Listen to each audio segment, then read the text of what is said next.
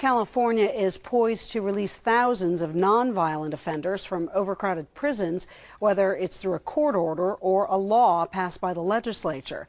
And when you look at the numbers, it's clear that something needs to be done. The state has roughly 150,000 inmates behind bars, but the prison system can only handle about half of that.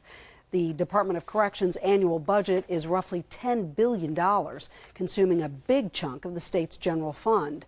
And as the state has grappled with how to solve overcrowding, all aspects of the criminal justice system have been analyzed, and that includes the three strikes law. It was implemented 15 years ago and has put thousands of people behind bars. Many Californians support it, but critics still question the fairness. There are lots of strong opinions. And tonight, CBS 5 political editor Hank Plant separates some of the myths from the realities of three strikes. Here in Fresno, Mike and Sharon Reynolds will never get over the death of their 18-year-old daughter, Kimber, in 1992. Our daughter was brutally murdered by two repeat offenders that were recently released from prison. And one of the men, after taking her purse, pulled out a .357 Magnum, placed it in her ear, and executed her right on the spot. That was pretty tough on us. And so Mike Reynolds devoted himself to passing the three strikes law in California, which mandates 25 years to life for a third serious crime. My promise to her was if I couldn't save her life, I would do everything I possibly could to try to prevent this from happening to more people.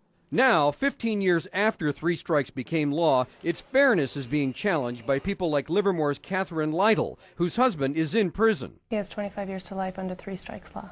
What happened? His third strike was forgery.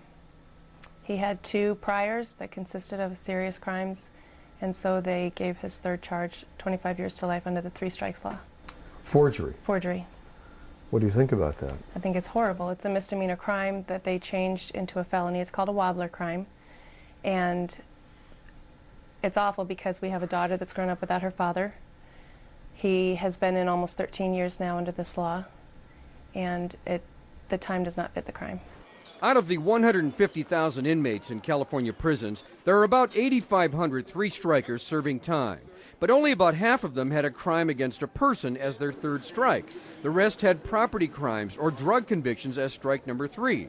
But it's not as simple as just looking at the third strike, says the state's top cop, Attorney General Jerry Brown. But there are people serving life sentences under three strikes for stealing a slice of pizza, stealing golf clubs. They say that. There's a lot of very dangerous people. Al Capone was caught not for the murders, but for income tax evasion. And so people may get a third strike for what may appear to be, to you, not a very significant crime. But they have a string of crimes prior to that. So has three strikes reduced crime? Well, if you look at the year before three strikes and then the 5 years afterwards, you'll see that violent crime has been cut in half, and those figures have stayed down.